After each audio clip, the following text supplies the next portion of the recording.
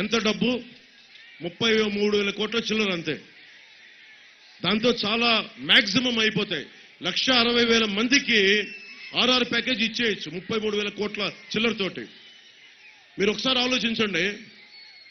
YCP ప్రభుత్వ భవనాలకి blue colour రంగులు వేయడానికి, వాళ్ళ పార్టీ జెండా రంగులు వేయడానికి పెట్టిన ఖర్చు 1,300 కోట్లు.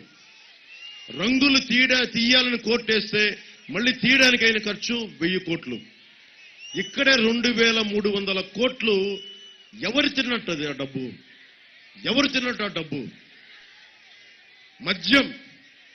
పాపం కరణం రాంబాబు గారు నాకు చెప్పారు, ఆయన తెలిసిన వాళ్ళు ఎవరు ఇంట్లో భార్యాభర్తలు బాధపడుతుంటే ఒకటే చెప్పారు, మందు మన పుట్టాయిగూడెంలో అనుకుంటా దాదాపు 29 మంది 30 మంది చనిపోయారు కల్తీ మందు దాగి. మళ్ళీ వాళ్ళ మీద కేసులు పెట్టారు ఈ వైసీపీ ప్రభుత్వం. అసలు ఈ ప్రభుత్వం చెప్పింది ఏంటి? వైఎస్ జగన్ చెప్పింది ఏంటి? మద్యపానాన్ని నిషేధిస్తామని చెప్పిన వ్యక్తి మద్యపానం మీద ఎంత డబ్బులు సంపాదిస్తున్నాడు? ఎన్ని కోట్లు మద్యపానం మీద సంపాదించేది? ఎన్ని కోట్లు తెలుసా మీకు మద్యపానం మీద సంపాదిస్తుంది? కల్తీ మందు మీద పెద్దిరెడ్డి గారు, మిథున్ రెడ్డి గారు సంపాదిస్తుంది, వైఎస్ జగన్ సంపాదిస్తుంది. మీకు ఎంత తెలుసా? పోలవరం ప్రాజెక్టుకి ఆర్ఆర్ కంటే కూడా చాలా ఎక్కువ 41,000 కోట్ల రూపాయలు మీ రక్తాన్ని అమ్మి మీకు జబ్బులిచ్చి కొన్ని వేల పుస్తలు తెంపేసి ఆడబిడ్డల మెళ్ళ ఉన్న తాళిబొట్లు తెంపేసి 41,000 కోట్ల రూపాయలు సంపాదించారు. అంటే డబ్బు ఉంది. డబ్బుని ఎక్కడ పెట్టుబడి పెట్టాలంటే వాళ్ళకి వెళ్ళిపోతుంది డబ్బు. ఈ రోజున మన మొక్కలు డబ్బులు ఇసిరేస్తారు. ఓటుకి 1000 అంటారు, 10,000 అంటారు, 4,000 అంటారు, కుటుంబానికి 1,00,000 అంటారు. జనం కోరుకునేది ఓటుకి 2,000, 5,000, అది వేరే సంగతి.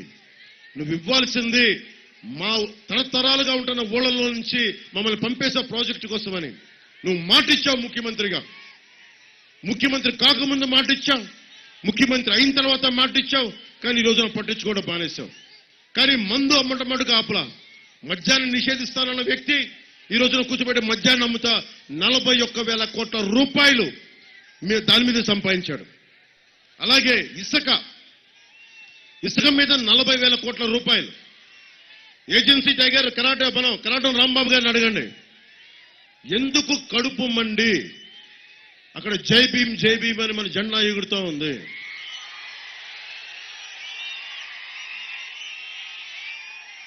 తూర్పుగోదావరి జిల్లా నుంచి ఒక దళిత కులానికి చెందిన యువకుడు వేధింపులు గురై భారత ప్రెసిడెంట్ కోవిందరామ్ గారికి ఒకటే మెసేజ్ పెట్టాడు. అబ్బాయి, నాకు నక్సలైట్ లో జాయిన్ అవ్వాలని నాకు పర్మిషన్ ఇవ్వండి అని. అతను నక్సలైట్లకు వెళ్తాడా లేదా అది వేరే విషయం. ఎందుకు వచ్చింది కోపం అంటే, వ్యవస్థలు గనక పని చేయకపోతే మంత్రులు కానీ, ముఖ్యమంత్రులు కానీ, అధికారులు కానీ వ్యవస్థలు సహకరించకపోతే మనిషి ప్రత్యామ్నాయ మార్గాలు వెతుకుతాడు. కోపాలు వస్తాయి. ఒకడికి కోపం వస్తే కోపమేది, ఒక సమూహానికి కోపం వస్తే ఉద్యమం అవుతుంది. అది ఎందుకు మనుషులు తిరగబడతారు? ఎందుకు రోడ్ల మీదకి వస్తారు? ఈ రోజున అలయన్స్ అనేది ఒకళ్ళు కాదు, ఒక సమూహం. అది వైసీపీ అనేది ఒకటి వచ్చి అడ్డగోలుగా దోపిడీ చేస్తా ఉన్నారు. మీరు ఆలోచించండి. ప్రకృతి వనరులు ఎవరివి? ఈ చెట్టు పుట్ట ఎవరిది? ఈ నేల నీరు ఎవరిది? మనది. హక్కు మనది. జై భీమ్ అని జెండా పెట్టుకుంటే సరిపోదు. అన్యాయం జరిగినప్పుడు, మానవ హక్కులు ఉల్లంఘన జరిగినప్పుడు ఎదురు తిరగబడకపోతే, అన్యాయాన్ని ప్రశ్నించకపోతే మనం ఎన్ని జెండాలు మోసినా, ఎన్ని ఎజెండాలు చెప్పినా ముందుకెళ్ళలేము. 5 సంవత్సరాలకు ఒక సమయం మీకు. 5 సంవత్సరాలకి మీరు తిరగబడే సమయం ఒకటి వస్తుంది. 13 రోజుల ఎన్నికలు. మే 13కి ఎన్నికలు వచ్చేస్తాయి. మే 13న మీరు ఏం చేయాలి? మీ భవిష్యత్తును మీరు నిర్ణయించుకోవాలి. నా మనసులో ఒకటే మాట ఉంది. గజేంద్ర సింగ్ షెకావత్ గారు చెప్పినప్పుడు పోలవరం ప్రాజెక్ట్ ని కింద మీద పడి అందరూ కలిస్తే పూర్తి చేసేయచ్చు. కానీ మోస్ట్ ఛాలెంజింగ్, ప్రాక్టికల్ గా చెప్తున్నా, ఛాలెంజ్ ఏంటంటే ఆర్ఆర్ ప్యాకేజీ ఛాలెంజ్. 33,000 కోట్లు తీసుకురావడమే ఛాలెంజ్.